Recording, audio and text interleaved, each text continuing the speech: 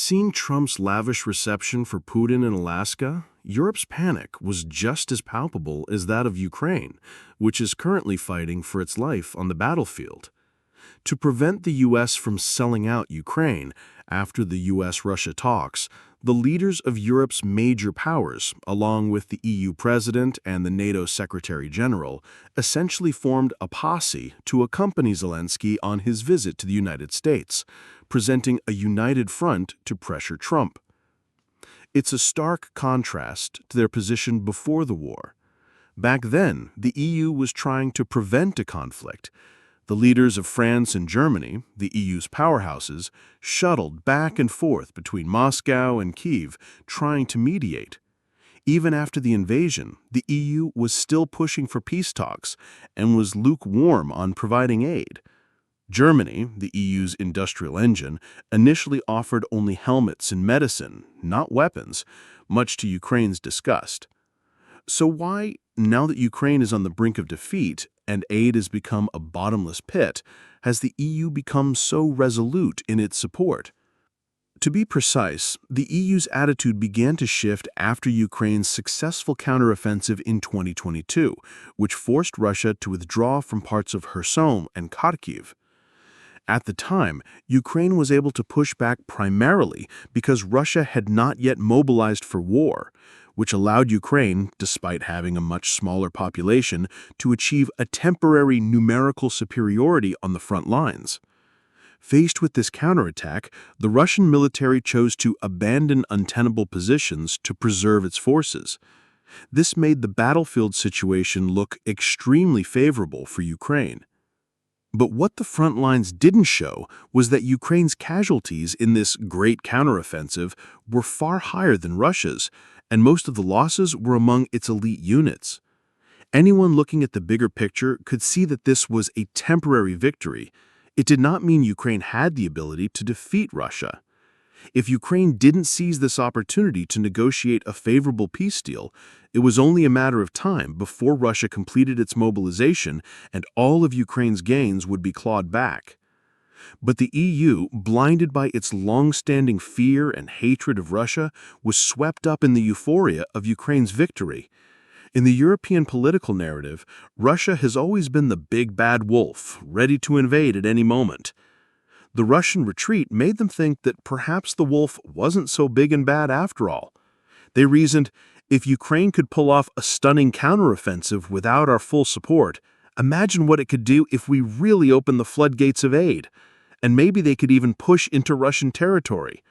And if the Russian military performed poorly enough, maybe it would trigger internal unrest, leading to a repeat of the Soviet collapse and finally eliminating the source of Europe's deepest fear. Clinging to this unrealistic fantasy, the EU abandoned its previous stance of promoting peace and began to ramp up its military aid and sanctions on Russia, at times appearing even more enthusiastic than the United States, the country that had instigated the conflict in the first place. But reality is based on material facts. As Russia began to mobilize its own population and ramp up its defense industry, the battlefield situation shifted back to one that reflected the two countries' actual strengths. Russia began to make steady advances. Ukraine, to keep its lines from collapsing, was forced to conscript every man it could find while desperately begging the West for more aid.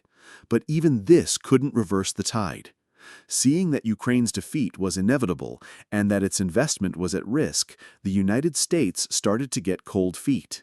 Aid to Ukraine began to shrink, but the EU and the UK actually increased their support, at least partially filling the gap left by the Americans and allowing Ukraine to continue the war and stubbornly refuse to negotiate.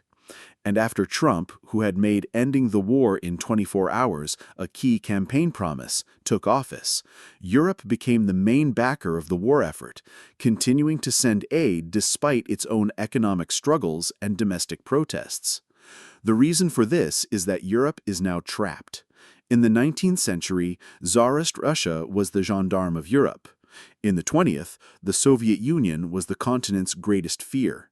The terror of Russia is etched into the European psyche.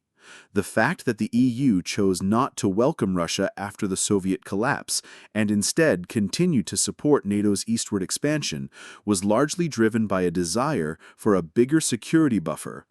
This unilateral quest for absolute security eventually crossed Russia's red lines, leading to the current war. If Europe was that afraid of Russia when they were supposedly at peace, imagine how much more terrified they are now, having thoroughly antagonized Moscow by arming Ukraine. Who's to say that after defeating Ukraine, Russia won't use Europe's support for Kiev as a pretext to keep pushing west? Europe is the definition of rich but not strong. While its economy and population are larger than Russia's, its military, without the US and nuclear weapons, might not even be a match for Ukraine's.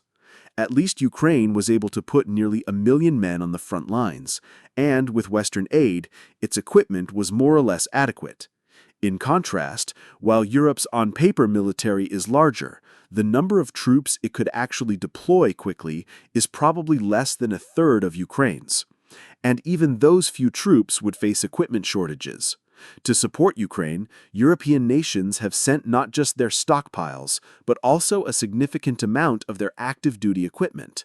Replenishing it is out of question for now. Western defense production can't even keep up with Ukraine's needs.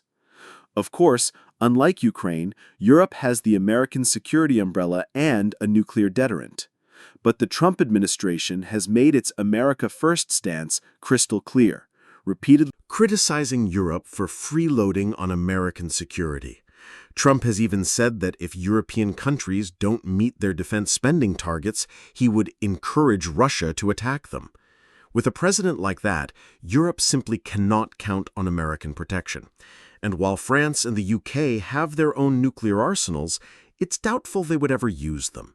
Their nuclear forces aren't large enough to completely destroy Russia, but Russia's are more than capable of annihilating them.